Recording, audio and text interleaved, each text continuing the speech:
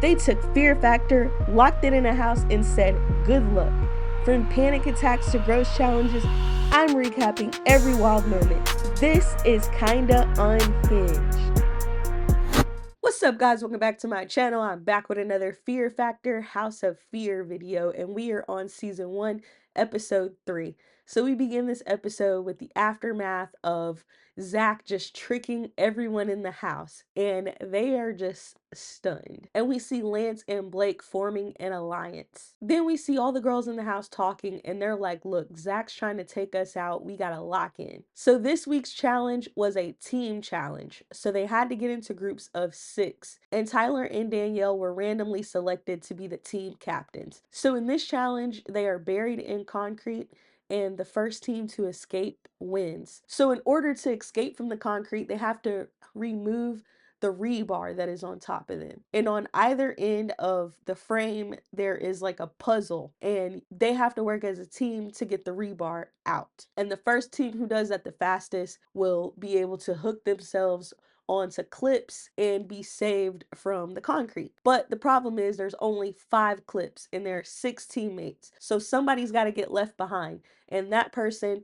and the losing team will all be eligible to be picked for the end game. So like I said, Tyler and Danielle were picked as team captains. So Tyler picks Ethan, Dita, Chelsea, Jaylene, and Lance. And Lance is upset that he was picked last because him and Tyler were teammates on the first challenge that they did, and he felt that they worked well together, and he didn't understand why she would pick him last. But Tyler is in an alliance with 3 of her teammates. Danielle picks Rob, Blake, Rodney, Zach, and Damien. So when the challenge starts and they lay down and the concrete starts being poured over them, they are immediately freaking out. Like, some of them are saying that they feel like their organs are being crushed, and Ethan was talking about how he has ADHD and he needs to be able to move, but obviously you can't move around too much when you're in concrete. So Danielle's team is the first team to get one of their rebars removed. Like, they're moving pretty quickly, but then they start to slow down, and it's because Blake is at the end and he's starting to freak out and he can't figure out how to get the rebar out. So Tyler's team begins to catch up, and they just start flying through the challenge, and they are the ones that win this challenge.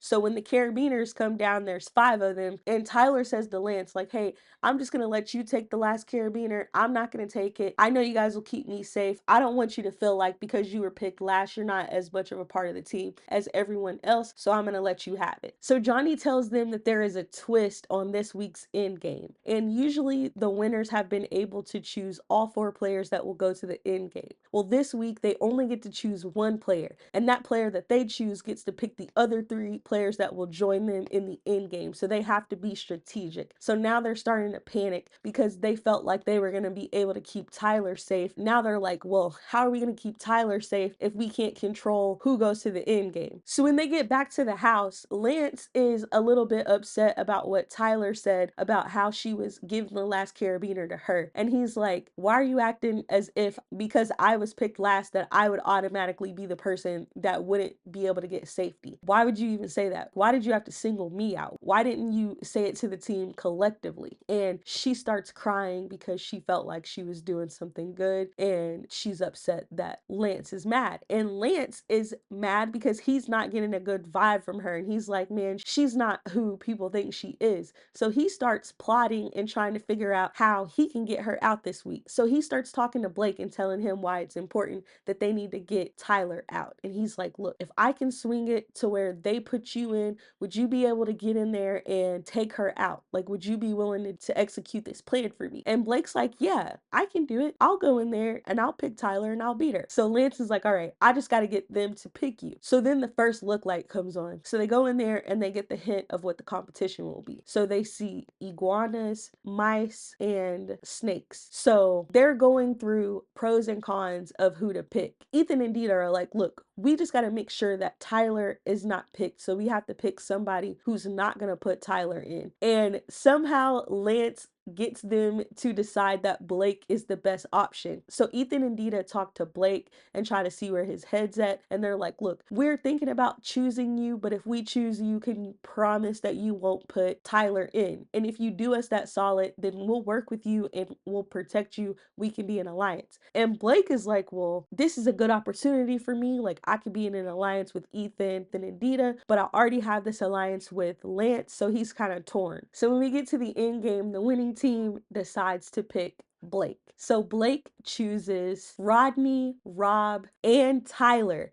And Ethan and Dita are pissed. And of course, Lance is excited, but of course he can't show it because he can't show that he's happy that he picked Tyler. So Tyler is instantly overwhelmed. She's upset, but they're cheering her on. They're like, come on, you can do it, you can do it. So in this end game, the players are in a terrarium. So there's a section with snakes and there's a section with the iguana and dead mice. So the objective is for the players to take a dead mouse and travel through the section with the snakes and go all the way to the end where there's a bucket that you'll drop the mouse in. But they have to do it by putting their tail in their mouth and transporting them with their mouth. And they have to successfully do this 4 times. So instantly when they get inside their terrariums, a snake literally wraps themselves around Tyler's arm immediately, and I would have freaked out. But Rob, he moved so quickly in this competition.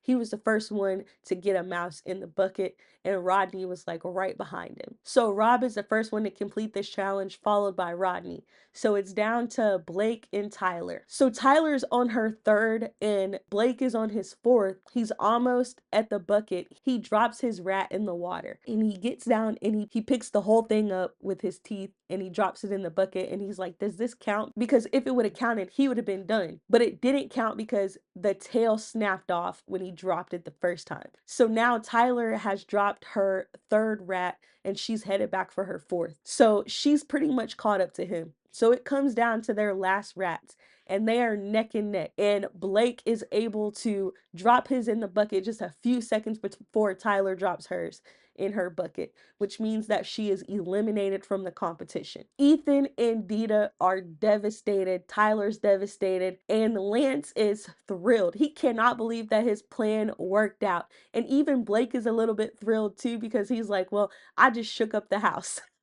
And he's like, hey, one person has to go to the end. This isn't about making friends. So that was it for this episode. This was the best episode so far, in my opinion. You guys let me know what y'all thought about it in the comments down below. And if you want more Fear Factor content, then go ahead and subscribe, and I will see you in the next one.